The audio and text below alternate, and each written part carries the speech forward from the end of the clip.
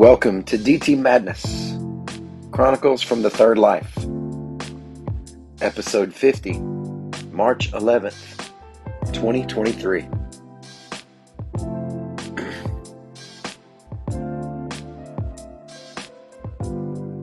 So glad you could make it.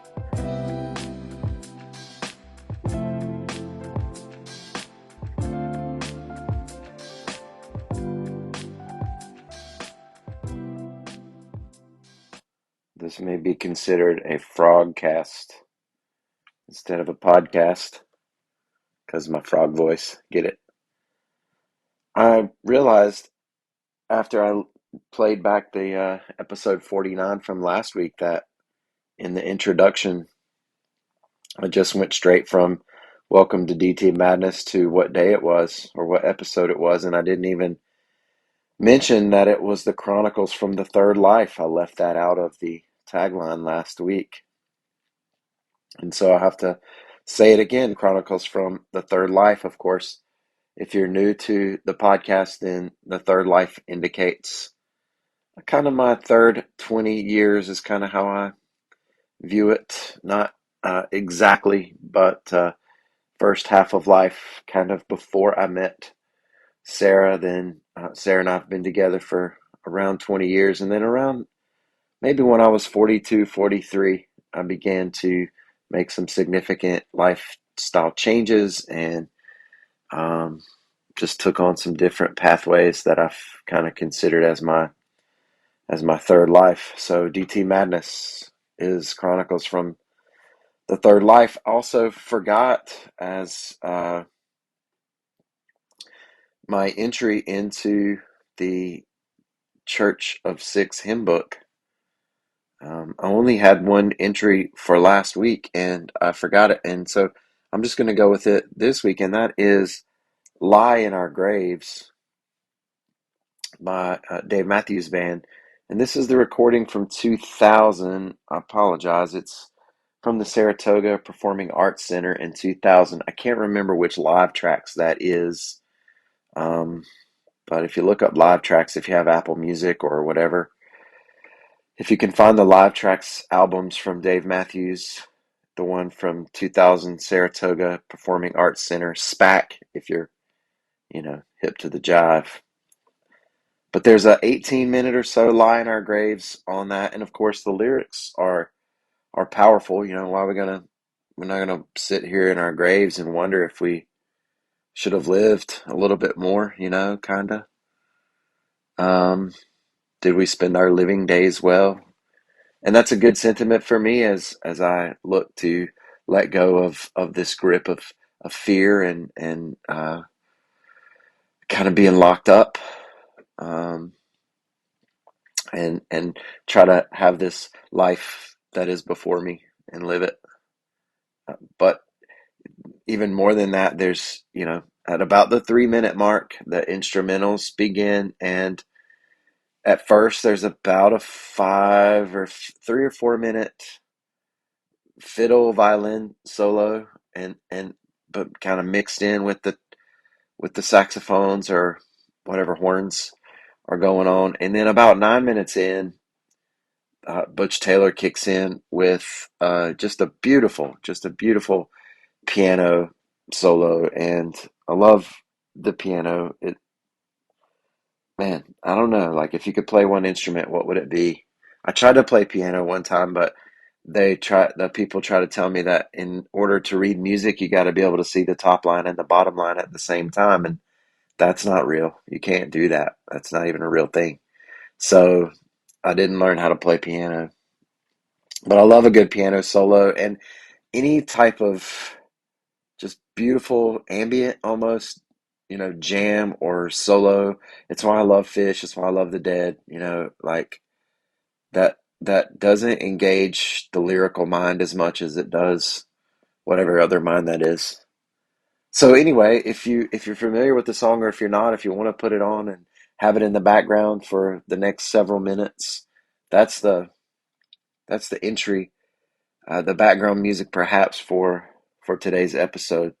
Um, today's episode that I think is a return to wonder.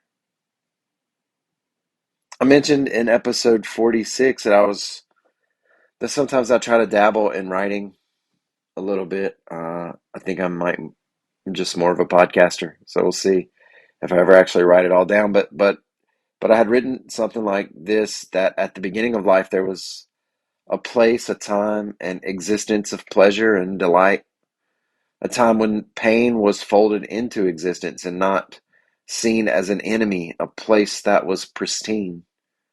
In this land, the fluffy piles of sawdust that were remnants of love and service were joyfully morphed in the blink of an eye into drifts of snow that led pathways to celebrations. There was a garden that was tended with care where the life that burst forth became the audience for our epic battles of play in our very own field of dreams. People drifted in, people of all different backgrounds and colors, black, white, red, green. They drifted in on the wind to share in this bountiful existence. Sandy suntans and crawdads, the orange skewer in a fondue pot, music like wind chimes or angelic trumpets, or like the soft mutter of rolling dice, music that sent out its notes into the air and allowed us to ride along, hands and feet hanging freely. But as in the original story, there comes a time when the knowledge of good and evil takes that magic and casts it away, where the fantastic existence of bush forts and weapons, named weapons of a child used to protect his glorious realm, those names hidden now. The shadows come at different times in different places for each of us, but they do come. For me, there was a passageway through the bush forts of the realm that led towards that distortion, the release of shadows, the illusion that begins to delude you into thinking that the shadows possess a distinct existence, and hearing their voices grow ever louder until it becomes your own voice. And that was something that I had written down and trying to help myself process, but also in just my own practice of writing. And then in my therapy sessions, my counselor, she had me hold out a rock. It's a I don't know. I could hold it in my hand.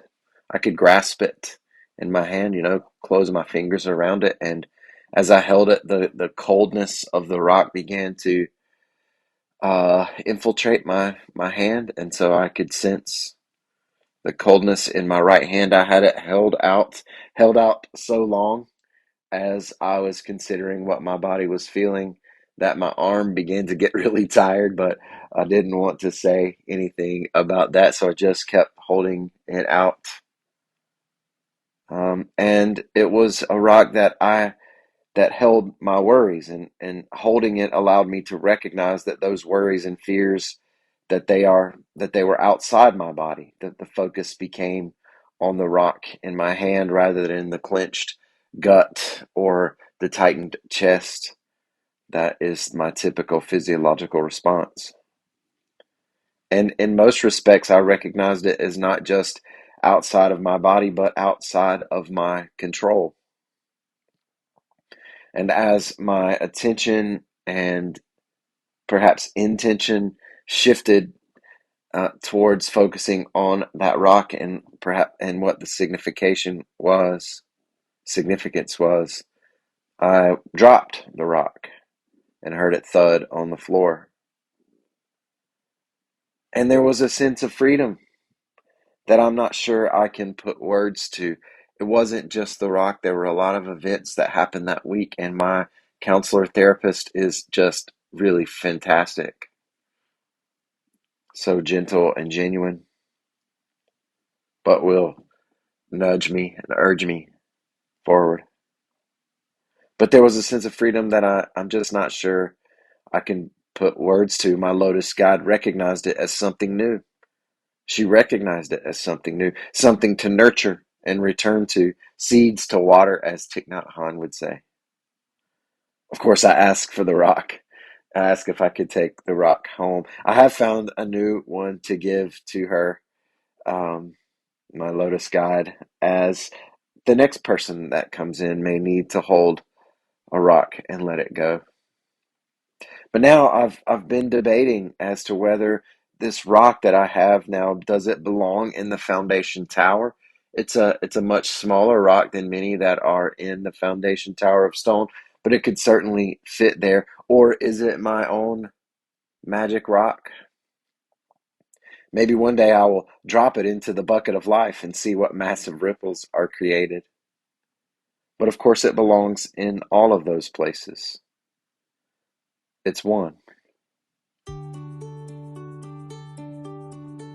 And now it is tea time with Mara, because as I was holding that rock and sensing that freedom, that peace, that belief that, that this is the way, these seeds of doubt did creep in. These wanderings of the mind back towards what I should be afraid of, towards what people are going to think as they see me standing in the middle of this room or out on a rock with my hands extended at the river. The seeds of doubt, more of the negativity returned to my mind briefly, and urged me to doubt my ability to really lean in, is that a word people still say, to this sense of freedom, to be able to grasp hold of it, to believe that this is actually something new, that this is something that is real. And you know, it's tea time. And I'm glad to say that I quickly invited that seed of doubt, that belief of doubt in, and didn't try to cast the doubt away, but recognized it as something that has helped me to cope, that has protected me, that has been a part of me for 4+ decades. And, you know, now I can have a conversation about what matters and what doesn't matter with my old friend, doubt. And so it was a good time.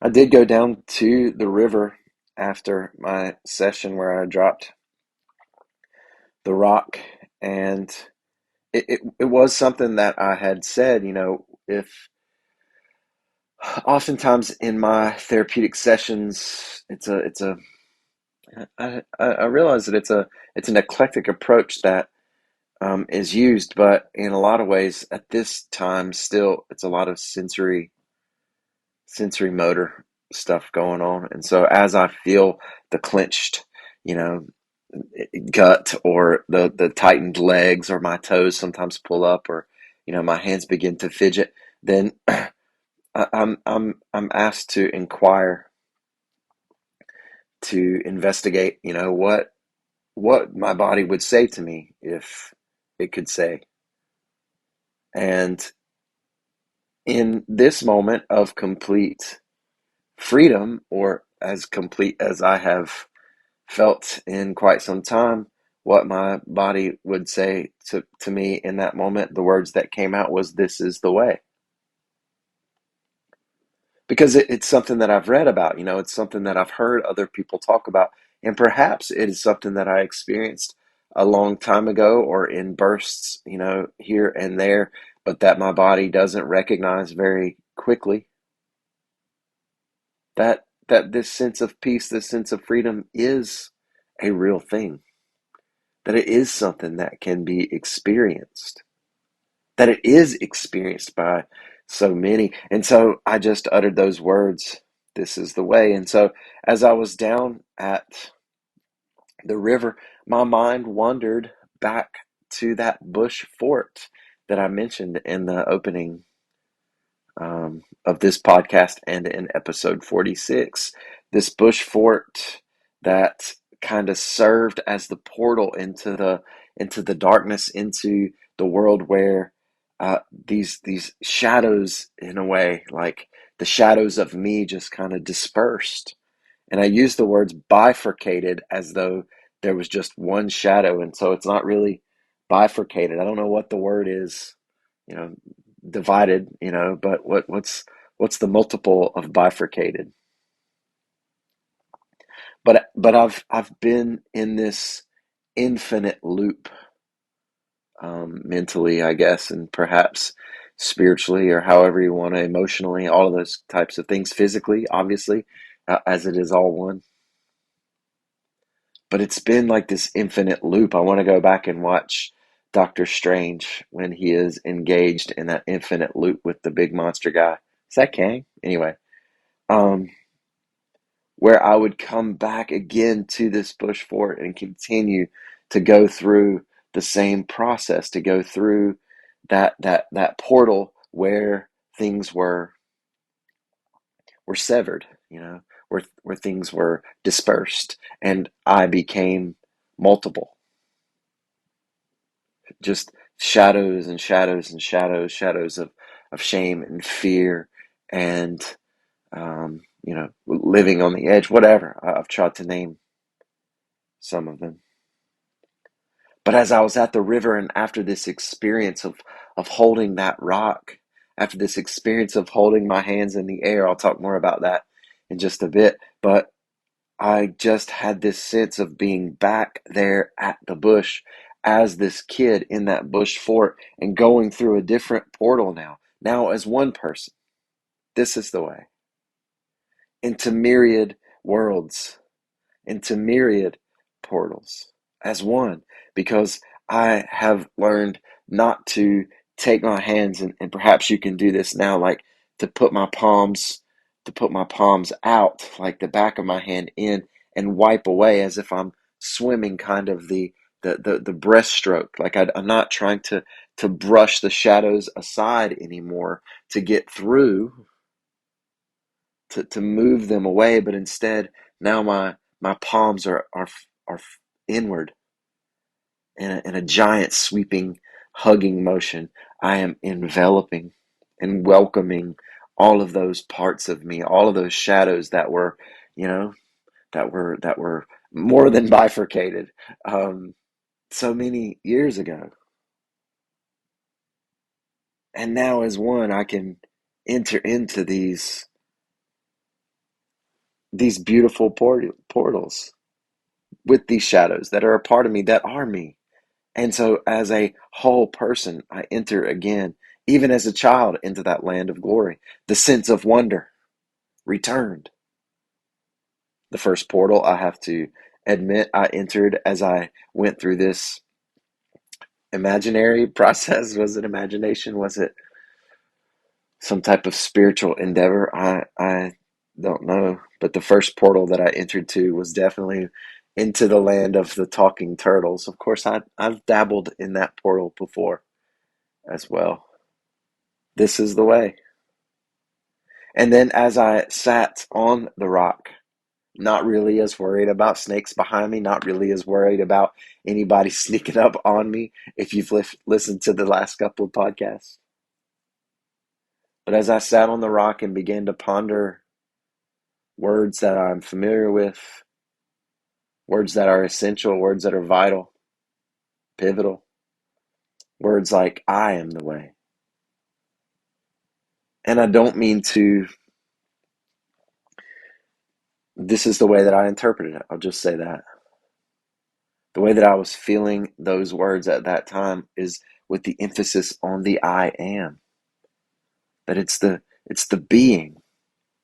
That's what Jesus was able to do. He was able to stay whole.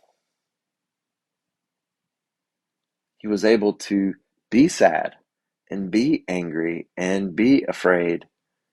And he experienced all of that. But he didn't let it separate him. It didn't it didn't divide him. I don't know. This is a conversation to sit and have for hours on my back deck if you want to come by, but I just wanted you to understand, like, that's how I was experiencing it at that point. Like, I am is the way. It's the name that God gives to us. Moses is like, hey, what do I tell him? Who are you? I am. This is the way.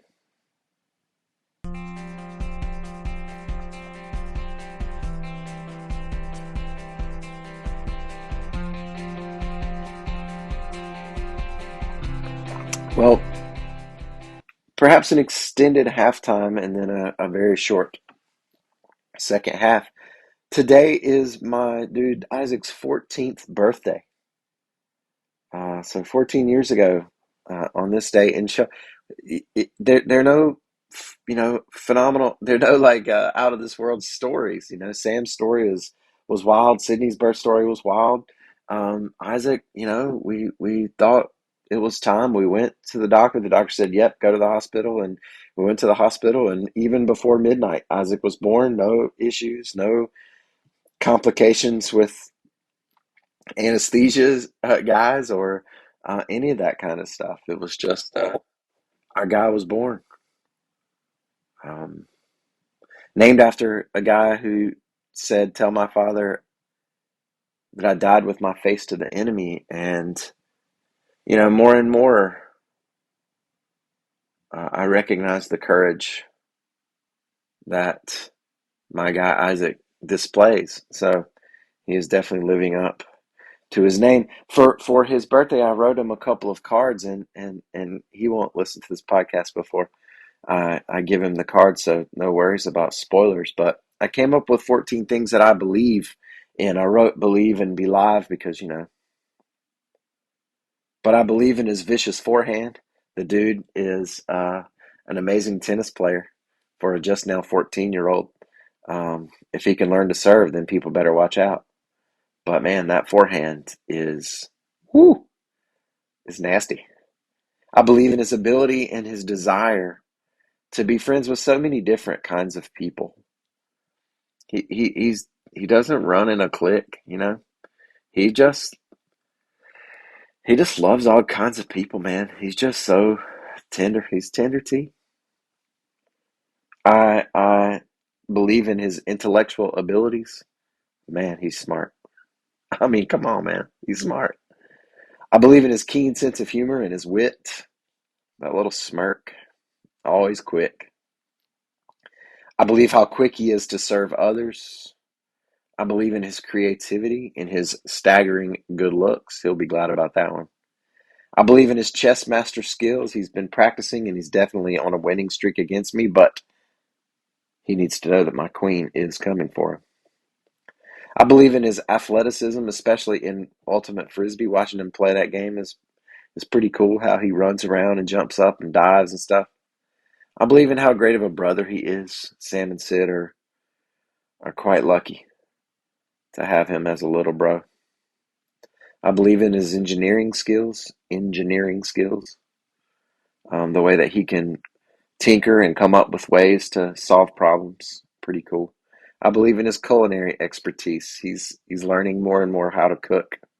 I believe in those biceps. He's getting ripped. And I believe in how he loves his mama. I believe in you, Isaac, in your courage and the wonderful man that you are. So happy birthday, my guy. Well, as we stay here in kind of halftime mode, have you guys seen the commercial? Ah, man, which one is it? It's like Progressive. I think it's Progressive, where it's like you don't want to become like your parents. It's that one. But it's the guy and he's working to be on the elevator and he sees the girl wearing the Paris shirt. He's like, "Paris, huh? A bonjour." And man, that one makes me LOL every time. I love that. Probably because I am that guy. So, in just a kind of a, what do you call this? A lightning round here. We'll keep the lightning round going. How about my guy, Chris Holtmann? And that's two N's, by the way, Holtmann. Chris Holtmann, the coach at Ohio State basketball, my guy from when he used to coach at Gardner Webb. I mean, dude, he is an awesome man. Like, just a kind hearted, I mean, wow, he's just a really good guy. And so I pulled for him. I pulled for him when he was at Gardner Webb, obviously. Went to a lot of those games. I pulled for him when he was at Butler. I've got my Butler shirts. And then when he went to Ohio State, I got my Ohio State shirts. And they had a rough regular season. I mean, rough. But our route, like, They've rallied off 3 wins in a row here in the Big Ten tournament, and they play Purdue today in the semifinals. So I'll be pulling for them. We watched the movie Inception yesterday. Isaac has been wanting to watch it, and dang, it blew his mind. As it will. I think the thing is wobbling. It's wobbling at the end. I don't know. Would he really let you into his reality though? That's the question. And watching Inception and remembering that that's one of my favorite movies got me thinking about my top 10 movies, and so that might be something I try to go for next week on episode 51. Speaking of that, one that might make it is um, Castaway. Maybe. I don't know. We'd have to sit down and see if that would make it into the top 10. But anytime I see the word Bakersfield, I can't remember where I was reading that the other day, but I almost wanted to text Sam. I didn't. But anytime I see the word Bakersfield, I say it like Tom Hanks does when he sees that Porta John thing come in after he's been on the Bakersfield. Uh, I'm back here in my Nook and my phone says 9:12, but my coffee maker clock says 10:12 because I already changed my clock and I did it yesterday. Because why do I have to wait? I want to go ahead and spring forward. So now I'm already in 10:12 mode. I'm working towards that already. I slept great last night. I went to bed a little early and slept fairly well. And so I'm not going to lose my hour. And for all y'all that are holding on and going to wait to wake up and you lost your hour in the middle of the night, good luck. Y'all are an hour behind because really, right now, it's 10:12. We got 3 kids, man, and I'm not the guy that says if I buy a present that costs $21.63 for one kid, that I've got to buy a present that costs $21.63 for the other kid. I don't do it that way. I don't really do it like on days where I'm supposed to. Like, I don't buy you a present just because it's your this day or it's that day or whatever. I like to buy people presents. But I mean, I'm conscious. I don't want to like just buy stuff or just get stuff for one kid and not the other, obviously. Um, but one of the things that we're doing is setting our kids up with a car. We're a Camry family, okay? And so we had the old blue Camry. We still do. Sydney's driving it right now. It's a 2010. She's driving Stella Blue around as she is 16. And then when she turns 18, she'll get the same thing that Sam got because Sam got a 2020 Camry. We bought it basically off the lot. I think it had 8 miles on it. And I drove it for a couple of years and then gave it to Sam when he turned 18. So now he's got a solid car that's going to last him for, I mean, a long time. It's a Toyota. It's going to keep working. And so that's the plan. I'm going to get, I got a 2022 Camry when Sam got his. And then when Sydney turns 18, she'll get it. And then so on. I'll get another one, I guess 2025 for Isaac. Probably be electric or something like that. Now, of course, I get to drive it around. I mean, I'm looking pretty smooth in my brand new car here for the first 2 years. But the issue is that I was going to go to Toyota Gastonia today, but I canceled my appointment so I could sleep a little bit. I'll go next week because it's time for the 20,000 mile. Whatever you get free oil changes and they rotate the tires and they check it up and all that kind of stuff for the first 25,000. And it took me 2 years to get to 25,000. In fact, Sam, I think, got the car before that. And so I'm conscious of that because, in one year I've driven Sydney's car, Lizzie, it's the lizard, um, more than I drove the Wrangler, which is Sam's car. But part of that is because COVID. I mean, the whole part of it is that because we just weren't driving any places. So anyway, I know that Sydney's car is going to have a few more 10,000s of miles on it than Sam's was. I did offer to give her hers when she's 17 because there's also a 3 year difference. I don't know that you care about all this kind of stuff, but this is a record. Sydney sent me a picture yesterday with a photo of a little, like an encouraging little card that says, I am whole. and in the caption she said Gestalt be like. And if you don't know about psychology, if you don't know psychology terms, this doesn't mean anything to you. But if you do know AP psychology terms, then you know that that's funny and that's really good. And so now we're going to have a meme contest. I'm going to use that and then get the kids to do a meme contest as we enter in our final stages of review. It also made me look up Gestalt therapy, and maybe I will order that book. I've been sick, man. I got sick the other day. I had the fever, like 102, 101 for about 24 hours. It kind of jumped back up a little bit last night. I sweated through my shirt, my Ohio State shirt that I was wearing. Then I slept good the rest of the night, so I'm hoping that that's all done. I probably went at it a little bit too much yesterday. I was fever free. I went to school. I didn't get around people, but and I was fever free, and I felt fine, and I coasted through school. I was basically my own sub, which sometimes you got to do that. And but then I came home and I got to scrubbing bathrooms and toilets and showers, trying to make sure that everybody could stay fairly clean. Yeah. Then late last night I got the. It wasn't as bad, but anyway, hopefully I'm all over that. But while I was sick, I laid in bed all day on Thursday while I definitely was still feverish. And I've been watching this World War II documentary by Ken Burns called The War.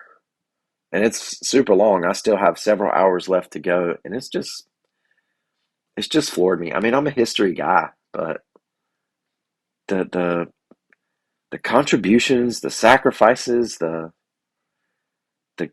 horror, I mean, the adventure, the destruction, like I don't know, how could you even come up with possible words? It's really impacted me though, and really made me recognize like how pivotal of an event that war was in terms of shaping the world that I live in. It's made me recognize that the idea of America is a real thing, and made me, I don't know, maybe a bit more patriotic. It's not like I was an anti-patriot, but trying to recognize just man, it was just really something. I don't know if you have several hours and you just want to watch something that'll blow your mind, just Ken Burns, The War. It's golly, it's just really something. And it did, like, it got me thinking about the Pledge of Allegiance and all this kind of stuff. And I looked up the Pledge of Allegiance, and turns out the Pledge of Allegiance in the late 1800s was written by a Christian socialist minister. His name was Francis Bellamy, and Francis Bellamy wrote the Pledge of Allegiance that we have. It didn't have "under God" in it. That didn't get added in until the 1950s, when we had to prove that we were the not godless communists. But Francis Bellamy, a Christian socialist, wrote the Pledge of Allegiance. He championed the rights of working people and the equal distribution of economic resources, which he believed was inherent in the teachings of Jesus. That is crazy. And so I'm definitely going to start telling everybody that, because I don't know if the hardcore right who wants us to say the Pledge of Allegiance every day, did they know that the Pledge of Allegiance was written by a socialist? Because isn't that a word they don't enjoy? Being a bit of a trickster there, eh? I'm probably going to go to the school board on Monday, hopefully, if my voice is working fine. Just the school board, I mentioned this last week. People just been so negative, and so I wrote up my speech. Excuse me. I wrote up my speech, and I'm going to go up there, and I'm going to say some other stuff. I might share it with you next week fully. But one of the things I've been thinking about is how education is the great equalizer. Isn't that what we believe? I mean, it's part of the American dream, right? It's in the fabric of the American dream that the education, that public schooling, if you do your thing, if you work hard, then you can rise up above your station, as the words would probably be uttered by an older person. That it gives us a sense of humanity, that it teaches us to be really good citizens and offers us practicable skills, but that it's the great equalizer. No matter where you come from, no matter what your background is, that's the ideal. Now, this isn't a fairy tale. I understand that. This is not a fairy tale. Life is not a fairy tale. It doesn't all work out exactly the way we want. So there are definitely people who have bigger obstacles to surmount, for sure, for sure. The deck maybe is stacked against a certain group of people, but we are using that too much these days. We use that excuse too much these days. The American dream, the American idea, it's still a thing. Like, we got to get out of this complacency and push forward. I don't know. Maybe I've been watching too much World War II. Tell me I'm wrong, though. I don't know. Anyway, I saw some kids down at the river. This has happened twice. Both times, I think, at the river. But I was passing by, and they're students of mine. So I'm walking, and or at least students at the school. Yeah, they've been students of mine before. And as I walk by, like they do the little coy pretend like they don't see me and sit real still and like hide whatever they're doing. I don't know what they're doing. I don't know if they're vaping. I don't know what they're smoking. I don't know what they're doing. I was a kid, I know what kids do. And so, like, I want to tell them, but I just walk by and say, hey, what's up? But I mean, look, this is part of the thing. People are going to make bad decisions. And I'm not saying what they were doing was a bad decision, but that's a thing. I just want these kids to know, like, I don't judge them. I don't judge them. I just want them to be well. I want them to be whole. Um, so yeah, we gotta do that in public education. We gotta get out of this complacency. I'm not just talking about students. I'm talking about teachers. I'm talking about administrators. I'm talking about the whole thing. Boards of education. We gotta move on up. Moving on up.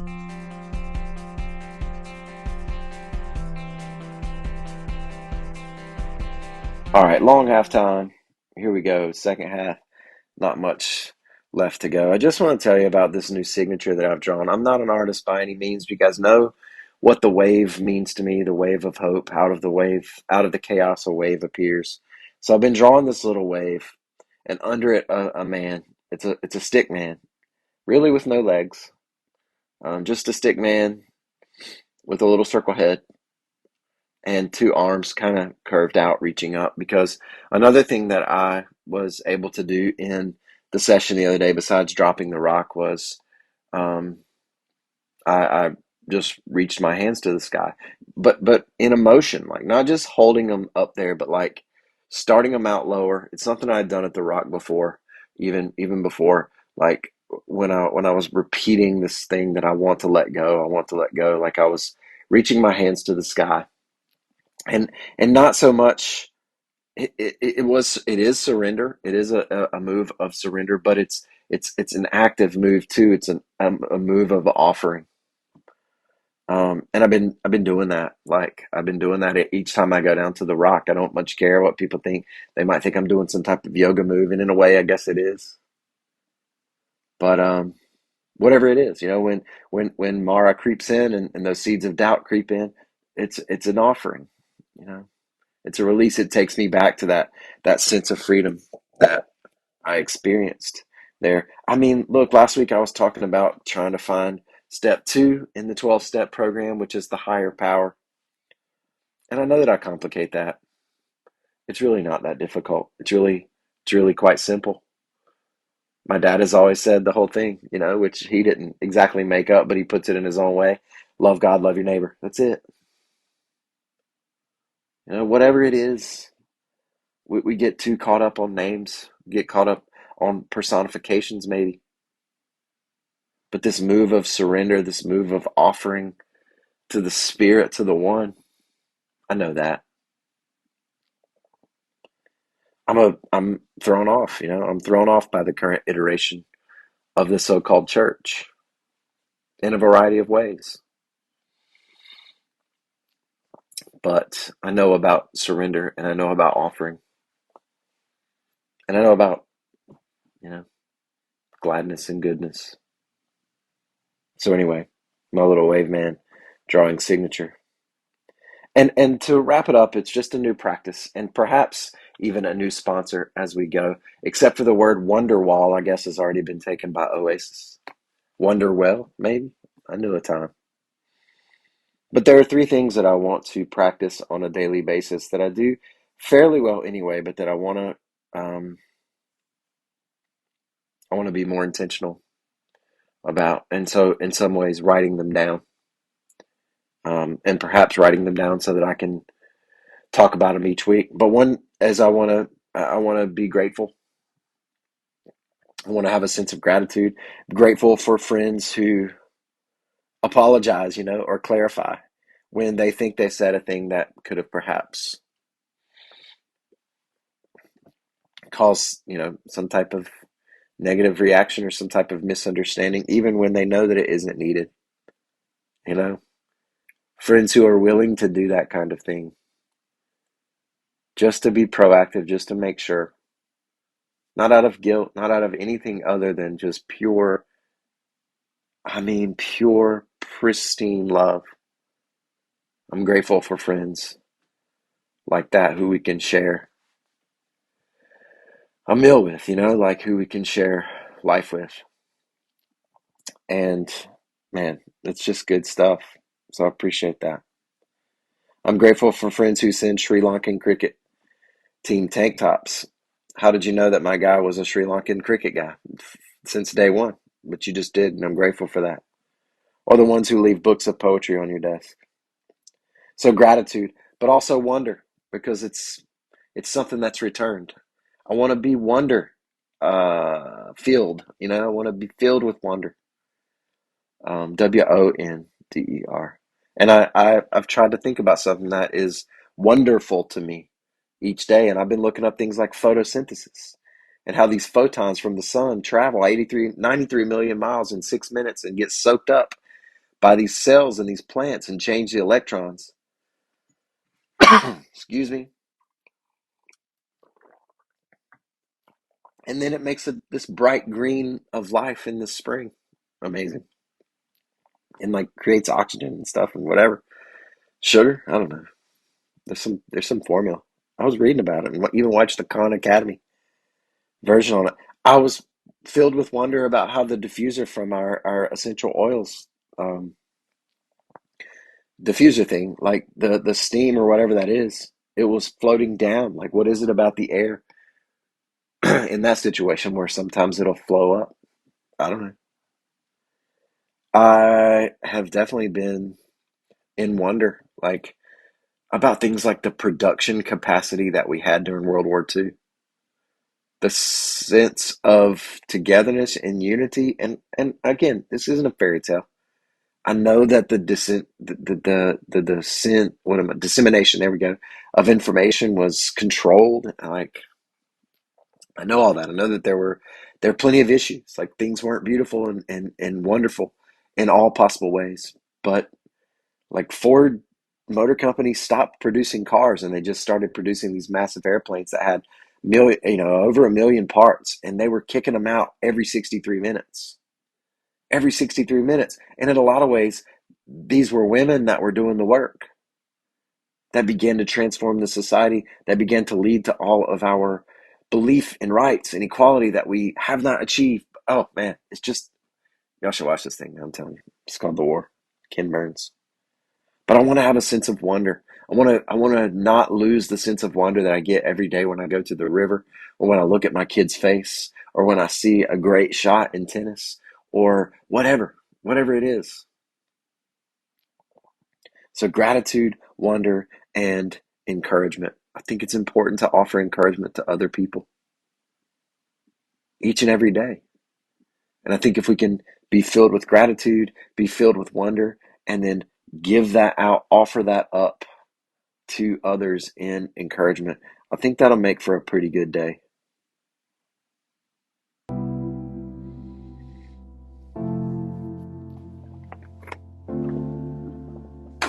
Oh, well, this has been a Church of Six production, brought to you by the Bucket of Life,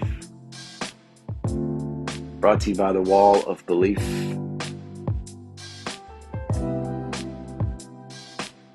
by the Token of Hope, by the Foundation Tower of Stone, and by the Magic Rock, ×2.